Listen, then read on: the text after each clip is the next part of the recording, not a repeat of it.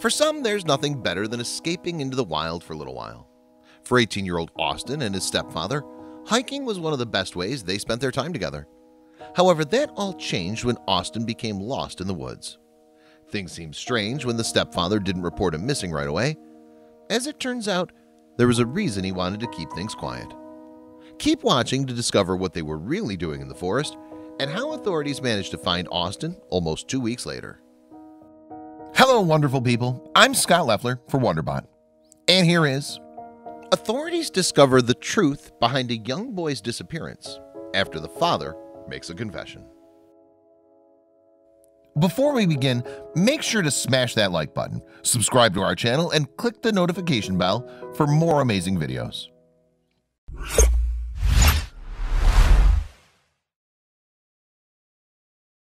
It's not always easy for a stepfather and his stepson to bond over a common hobby. Lucky for 18-year-old Austin, he and his stepfather both love spending time outdoors. The two would frequent the Great Smoky Mountains National Park in Tennessee since it wasn't far from their home. They hiked together often, so the nearby trails have become familiar to both. Despite being experienced outdoorsmen, things can sometimes go unexpectedly wrong. That's what happened next. One particular day, Austin and his stepfather were walking through one of their typical hiking paths. The day seemed insignificant until his stepfather tripped near a creek, causing his glasses to fly from his face and into the water. Austin's stepfather struggled to see where his glasses went, not only because they were lost in the stream, but because he couldn't see well without them. Since Austin knew that his stepfather would need help finding them, he began searching for the missing pair of glasses. Austin and his stepfather did what most people do when looking for something. They picked opposite directions and started searching. Unfortunately, this meant that the two became separated from one another and they went on looking for the glasses. Since his stepdad was having a hard time seeing, he couldn't tell when Austin had strayed far away from him. He continued looking for his glasses until, at last, he found them in the stream. It was then that he realized his stepson had vanished. All the while, Austin's stepfather had assumed the young man was still in short distance. Now that his glasses were back on, he could see that Austin was nowhere in sight. He began shouting Austin's name, but no one answered back. Now, panic set in. He decided to do the most logical thing he could think of and go back to the car. He figured that Austin would do the same, so long as he knew the way back well enough. Austin and his stepfather could have wasted hours circling around in the forest in search of one another. For all they knew, they could be moving away from one another as they looked. The most logical thing to do was to return to the car, the one place that they both knew where exactly to go. Surely a grown man would have come to this conclusion and gone there too. Unfortunately, Austin never returned to the car. The stepfather returned home and told Austin's mother. The two figured that since Austin has grown and knows the trails, he'd eventually make it back or get to a phone and call them.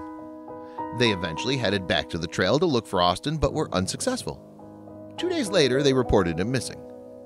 Park Chief Ranger Steve Kloster received the phone call and was shocked that it had already been 48 hours and no one said anything. Something seemed off. Austin was officially declared missing at 6:30 p.m. on Sunday, August 13th. Park Ranger Steve Kloster set up a search and rescue that consisted of 100 people. They covered 6,700 acres with helicopters, ground crews, and search canines. Since it had already been 2 days, it seemed unlikely that he would still be in the woods. If Austin were little, he may have gotten scared and hid somewhere, but he was old enough to make it out on his own. The search ended unsuccessfully. Not so much as a clue was uncovered. Nevertheless, Kloster knew that there was enough water for Austin to survive off of, and he was in good enough shape to survive a few days alone. On top of that, the weather was decent. It was neither sweltering hot nor freezing cold. As far as they were concerned, the young man was making it through okay. As it turns out, he was having a harder time than they could have known. Kloster was familiar with similar cases of missing people. He knew by the 10th day that things were not looking good for Austin, who presumably had not eaten all this time. Desperate times had finally called for desperate measures. One thing that the park ranger was suspicious of was the stepfather.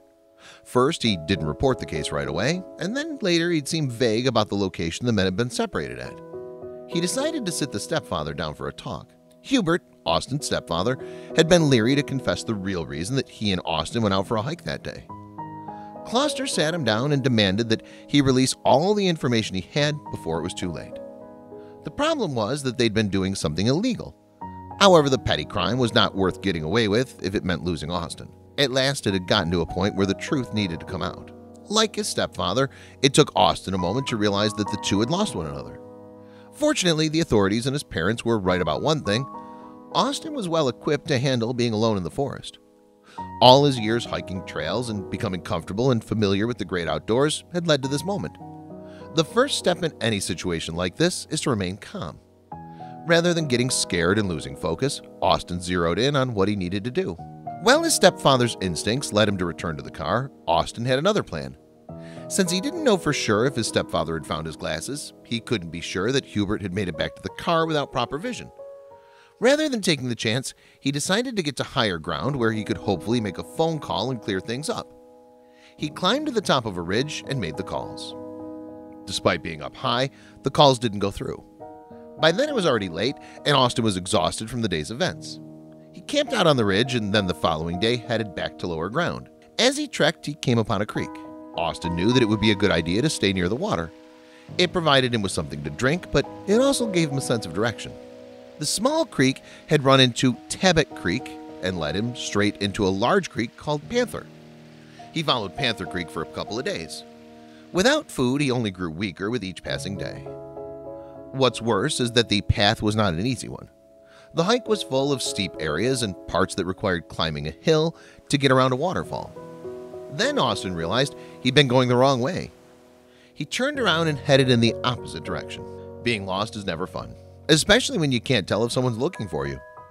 Austin could have expected that his family would be looking for him, but there was no way to know if the authorities were on their way or if they'd ever find him. A spark of hope finally came one day as Austin was walking along the forest. He spotted a helicopter and tried to flag it down. The tree canopies were too tall and thick for the young man to stand out against, so he went unseen. While Austin knew that people were searching the woods for him, he had to stick to his plan and stay on a steady course. Just like when he first got separated from his stepfather, he couldn't wander into the woods looking for those who might be looking for him. If he did so, he would easily get lost in all the trees without clear landmarks. He could start walking in circles without realizing it. He had to stay near the stream. Austin was burning hundreds of calories a day by continuing to hike, especially with the rough terrain. He had to engage muscles that he had no fuel to run on. That's what led him to nearly eating bugs. However, his body adjusted very quickly to the challenge. After a few days without food, he no longer was feeling hunger pangs. Staying focused and in control forced his body to adapt to what was happening. He went into survival mode. Back at Austin's house, his stepfather was finally ready to reveal the detail he hadn't been too proud to share. He admitted to the reason that he and Austin had gone out hiking in the first place. They were looking for ginseng. The plant's roots can be worth hundreds of dollars per pound. However, it's illegal to remove the plant or any part of it from the forest. Suddenly, everything that had happened seemed crystal clear. The park ranger had been right to question why Hubert would hold off contacting the authorities about his stepson for 2 days. It's possible that he resisted their help because he didn't want to get them both in trouble. Austin's stepfather may have thought that he could find him on his own and save everyone the trouble of revealing their potentially illegal activity. However, those 48 hours that he waited enabled Austin to stray further into the woods. By the 11th day of being lost, Austin's body was depleted. He'd managed to avoid eating bugs, but was still in desperate need of food. He'd relied on untreated creek water, which was good for the time being, but was not what his body was used to. He woke up on a ridge where he once again slept and looked down at the water below. It was then that he saw it. At last, his nightmare would be over. On the morning of August 22nd, boaters went drifting down Abrams Creek. Austin opened his eyes to wake up just as the rafts drifted by. The entire time that he'd been missing, groups of 15 to 30 people were looking for him at once. However, these boaters were the first humans Austin had seen since his stepfather. It was incredible timing that he caught a glimpse of them the moment he woke up, and thanks to a spot on the ridge, he managed to get their attention. After Hubert's confession, everyone on the lookout had a clear idea of where he and Austin had been and what to look out for. By the 11th day of searching, 2 teams of trained canines and almost 30 emergency responders from different agencies were on the scene. One park worker by the name of Sanders told the local newspaper that the challenging terrain meant an hour-long walk could take as much as a full day to get through. No one lost hope since they all knew that this was something Austin could survive. However, they also knew that he was in an area that they'd been mining through for more than a week. 7 days after Austin first went missing, His local community held a candlelight vigil for him. From churches to hunters to investigators and more, everyone came together to find Austin since they knew that it was in their power to do so. With all the news gathered about the missing boy in Great Smoky Mountains National Park, it was clear the moment the boaters spotted him that it was Austin. Austin's mother was emotional as she got news that her son was found.